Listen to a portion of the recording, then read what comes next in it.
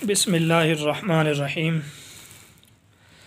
दोस्तों, मेरी आज की ये मुख्तसर सी वीडियो आदाब सफ़र के मुताल्लिक़ है।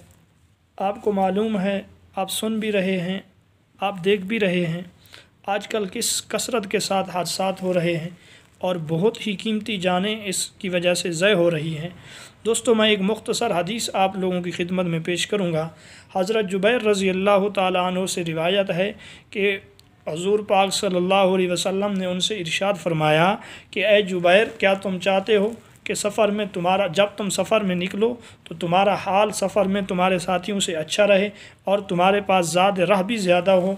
तो हज़रत जुबैर रज़ी अल्लाह तआला अन्हु इरशाद फरमाते हैं कि मैंने अर्ज़ किया, मेरे माँ बाप आप पर फ़िदा हूँ, आप पर क़ुरबान हूँ। मैं चाहता हूँ, यानी हर मुसलमान यही चाहता है कि सफ़र में उसका हाल अच्छा रहे।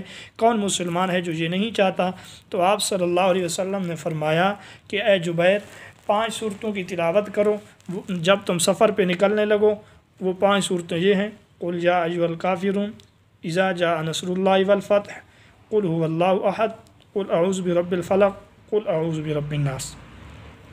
और इरशाद फरमाया आप सल्लल्लाहु अलैहि वसल्लम ने कि हर सूरत को बिस्मिल्लाह से शुरू करो और हर सूरत को बिस्मिल्लाह पर ख़त्म करो।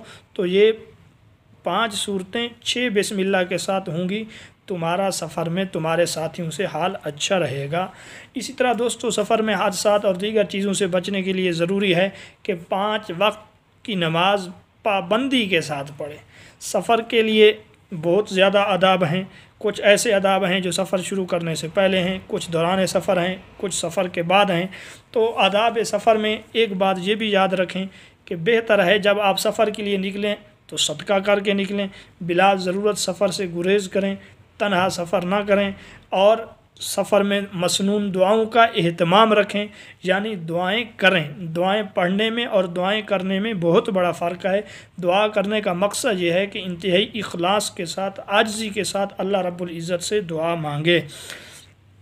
इसी तरह जब भी नमाज का वक्त हो, नमाज पढ़ें, अपने साथियों को दावत व तबलीग और दीगर दीनी कामों में उनको दावत दें, उनकी खिदमत करें और सफ़र के दौरान किसी दीनी किताब को अपने साथ रखें ताकि आप उसका मुताला कर सकें, कुरान मजीद की तिलावत कर सकें। अगर दोस्तों आप ड्राइविंग कर रहे हैं तो दौरान ड्राइविंग मोबाइल के इस्तेमाल से ख़ुसूसन एहतियात करें। दोस्तों याद रखें, आप दुनिया के लिए एक आम इंसान हैं, एक आम आदमी हैं, लेकिन अपने घर वालों के लिए पूरी दुनिया आप हैं। लिहाजा अपना भी ख्याल रखें, अपने घर वालों का भी ख्याल रखें और बग़ैर किसी मकसद के तेज़ रफ्तारी से भी एहतियात करें।